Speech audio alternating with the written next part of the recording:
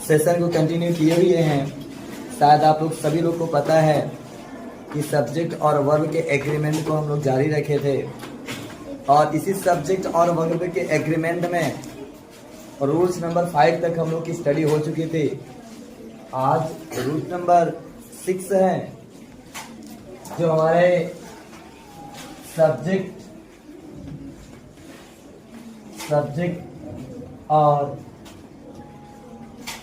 Verb के agreement की topic है।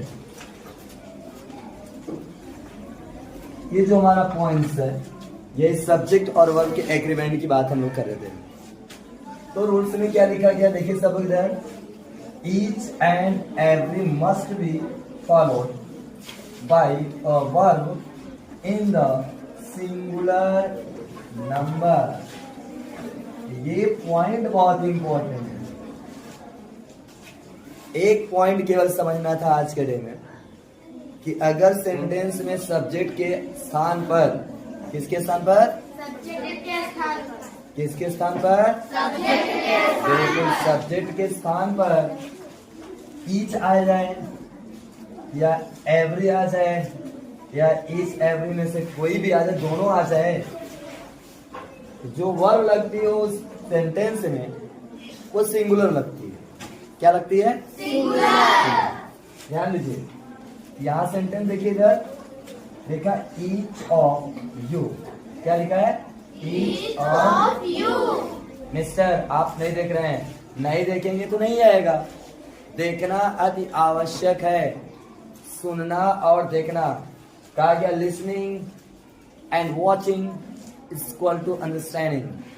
कंसंट्रेशन के साथ देखेंगे आपको समझ में आ जाएगा। ध्यान दीजिए, तो यहाँ पर ईच आया है, तो यहाँ पे अगर प्रेजेंट की बात करते हैं तो इज एम आर, इसी में से कोई रहेगा।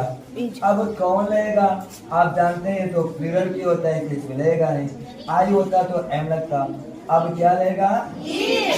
बिल्कुल सही आप लोगों ने बताया है, यहाँ पे क्या रहेगा?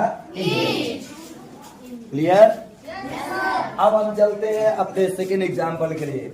ध्यान दीजिए, सेकेंड में लिखा गया every boy and every girl. लग रहा है जैसे पूरे क्लास की बात किया जा रहा है, बॉयज की बात किया जा रहा है, बॉय की और गर्ल्स की, जैसे लगता प्लूरल फॉर्म में है, बट इसके बावजूद भी सिंगुलर वर्ब का इस्तेमाल करेंगे क्योंकि रूल्स में यही बताया गया है। तो आप जानेंगे।